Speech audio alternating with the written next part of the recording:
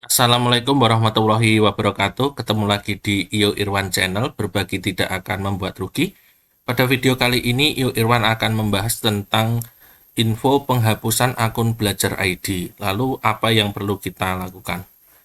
Langsung saja, info penghapusan akun Belajar ID ini diperoleh dari Surat Pusat Data dan Teknologi Informasi atau Pusdatin nomor 4921 J1TI 0201 tahun 2024 tertanggal 12 Desember 2024. Halnya adalah penghapusan akun Belajar ID.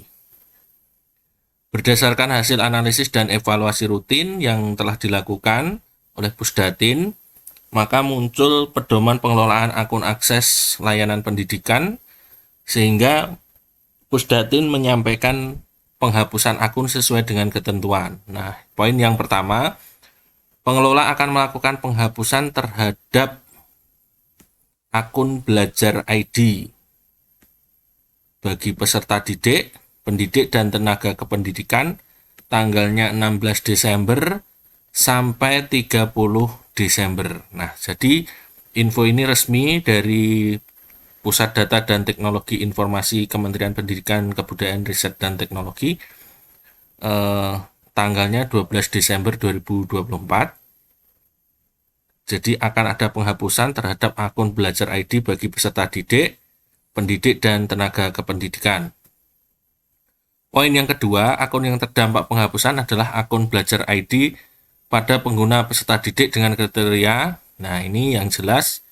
Pertama adalah peserta didik yang telah pindah jenjang atau lulus. Jadi misalnya dari SD ke SMP, dari SMP ke SMA, dari SMA ke lulus. Nah, itu akan dihapus, jadi tidak aktif lagi akunnya.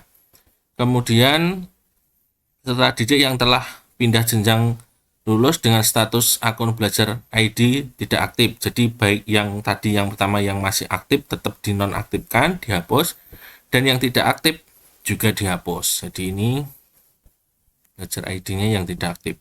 Yang ketiga adalah peserta didik yang belum pindah jenjang atau lulus dengan status akun Belajar ID tidak aktif. Jadi misalkan siswa mendapatkan akun Belajar ID di SD misalnya di kelas 4, kemudian tidak pernah diaktifkan selama 12 bulan atau lebih, maka akun Belajar ID-nya akan dihapus. Kemudian poin yang ketiga, akun yang terdampak penghapusan adalah akun Belajar ID pada pengguna pendidik dan tenaga kependidikan sesuai status data Dapodik. Nah, kalau peserta didik tadi kalau pindah jenjang atau lulus, kemudian tidak aktif, itu dihapus. Kalau untuk pendidik dan tenaga kependidikan, yang jelas yang pertama adalah yang telah wafat. Jadi pendidik dan tenaga kependidikan yang telah wafat, maka akunnya akan dihapus. Karena biasanya di Dapodik nanti juga akan dihapus atau diberi keterangan kalau setelah meninggal dunia. Kemudian yang kedua adalah pendidik dan tenaga kependidikan yang telah pensiun, jadi sudah melewati batas usia pensiun, maka akun Belajar ID-nya juga akan dihapus. Kemudian pengguna yang dimaksud pada nomor 1 itu kalau peserta didik itu ada yang @PAUD, @SD, @SMP, @SMA, @SMK, @SLB, dan @kesetaraan. Nah, ini semuanya adalah yang tidak aktif, kemudian sudah lulus dan belum lulus tapi ternyata akunnya tidak aktif, maka akan dihapus akun Belajar ID-nya.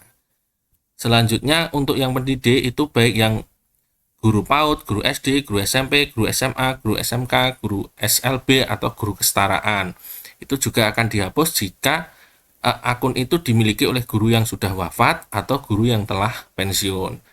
Untuk tenaga kependidikan, untuk admin dari PAUD sampai kesetaraan juga sama, akan dihapus jika tenaga kependidikan tersebut telah wafat, meninggal dunia, atau sudah pensiun. Kemudian poin pentingnya adalah bagi akun pengguna terdampak pada nomor 2 dan 3 akan dilakukan penghapusan pada tanggal yang telah ditetapkan pada nomor 1. Jadi tanggal 16 sampai 30 Desember tadi ya. Kemudian bagi pengguna terdampak sebagaimana dimaksud pada nomor 2 dan 3 dihimbau agar melakukan pencadangan file. Jadi untuk yang memiliki file-file tersimpan di akun Belajar ID-nya, tolong untuk disimpan. Nah, ini penyimpanannya bisa dilakukan secara mandiri.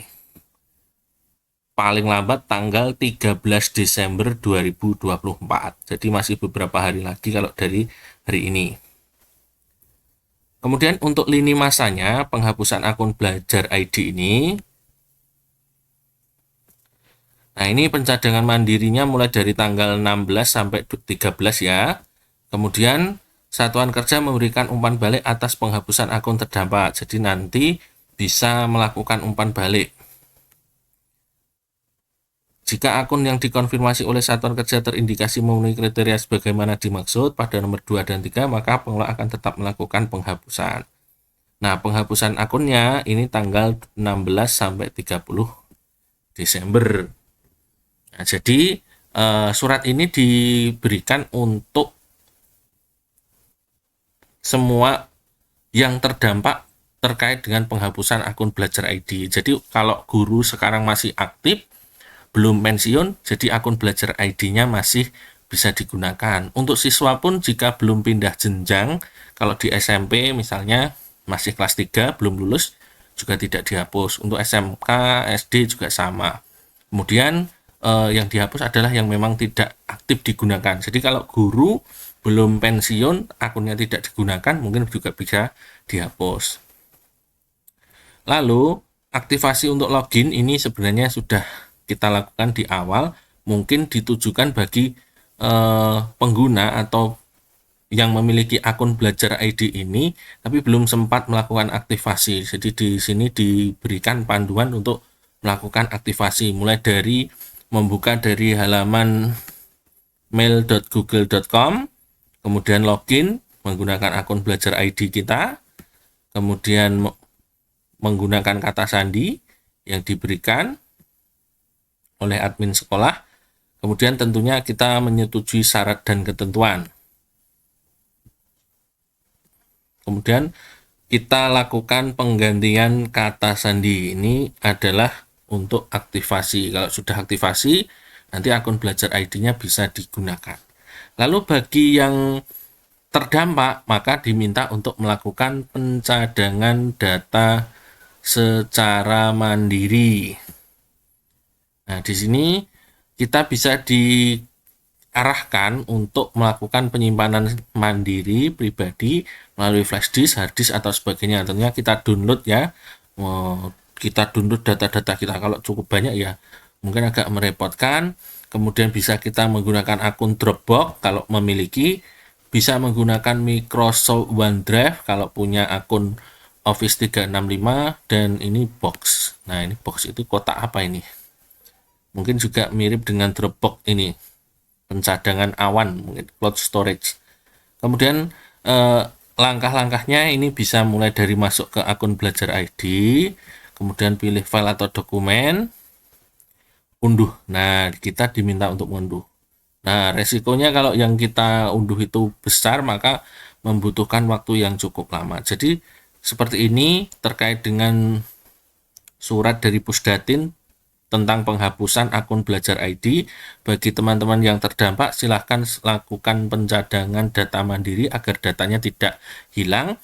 Bagi yang tidak terdampak, jadi masih guru aktif, masih menggunakan akunnya, belum pensiun, insya Allah akun Belajar ID-nya masih bisa digunakan untuk saat ini. Dan untuk siswa pun kalau aktif dan belum lulus atau belum pindah jenjang, nanti akun Belajar ID-nya juga belum dihapus. Mungkin hanya itu teman-teman terkait dengan informasi penghapusan akun Belajar ID. Semoga informasi yang sederhana ini bermanfaat. Jangan lupa untuk like, komen, dan subscribe-nya ya di channel ini. Semoga channel ini semakin berkembang, update-update info terbaru kepada teman-teman semuanya, sehingga teman-teman semuanya mendapat informasi yang up to date dan akurat serta terpercaya. Terima kasih atas atensinya. Sekian dari Iyo Irwan. Wassalamualaikum warahmatullahi wabarakatuh.